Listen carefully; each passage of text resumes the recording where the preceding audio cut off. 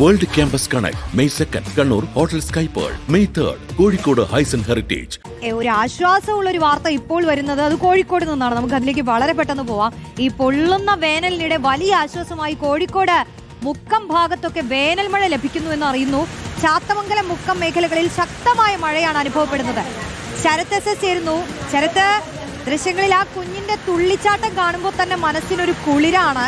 വലിയ ആശ്വാസമല്ലേ? ഏതൊക്കെ ഏരിയയിൽ മഴ കിട്ടി ശരത്?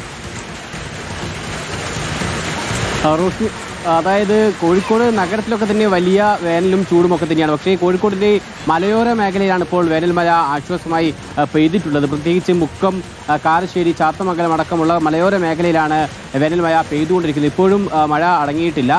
മഴ ഇടവിട്ട് ചില ഭാഗങ്ങളായൊക്കെ തന്നെ പെയ്യുന്നുണ്ട്. മാത്രമല്ല ശക്തമായ രീതിയിൽ തന്നെ മഴ ഉണ്ട് താനും. ചിലയിടങ്ങളിൽ കാർമേഘം വന്നിട്ടുണ്ട്. അതുകൊണ്ട് തന്നെ മഴ മലയോര മേഖലയിൽ ഒരുപക്ഷെ വൈകുന്നേരം വരെ ഉണ്ടാകാനുള്ള സാധ്യതയുണ്ട്. നിലവിൽ എന്തായാലും വേനൽ ചൂടിനെ അതിജീവിക്കാൻ അല്ലെങ്കിൽ ആശ്വാസമായാണ് ഇപ്പോൾ ഈ ഭാഗങ്ങളിലൊക്കെ തന്നെ മഴ പെയ്തിട്ടുള്ളത്. കഴിഞ്ഞ ദിവസം രാത്രി ജില്ലയുടെ വടക്കൻ മേഖലയിലും ചെറിയ രീതിയിൽ മഴയുണ്ടായിരുന്നു. പക്ഷേ ഇന്നിപ്പോൾ എന്തായാലും ഈ ഉച്ച സമയത്ത് തന്നെയാണ് മഴ എത്തിയത് എന്നുള്ളത് ആശ്വാസമാണ്.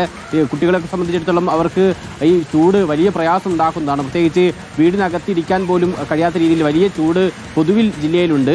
ആ സമയത്താണ് ഇത്തരത്തിൽ ആശ്വാസകരമായ രീതിയിൽ മഴ എത്തുന്നത്. എന്തായാലും ജില്ലയുടെ മലയോര മേഖലയിലാണ് ഇപ്പോൾ മഴ പെയ്തിട്ടുള്ളത്. മുക്കം, കാരശ്ശേരി, ചാത്തമംഗലം അടക്കമുള്ള ജില്ലയുടെ മലയോര മേഖലയിലാണ് ഇപ്പോൾ മഴ പെയ്തുകൊണ്ടിരിക്കുന്നത്.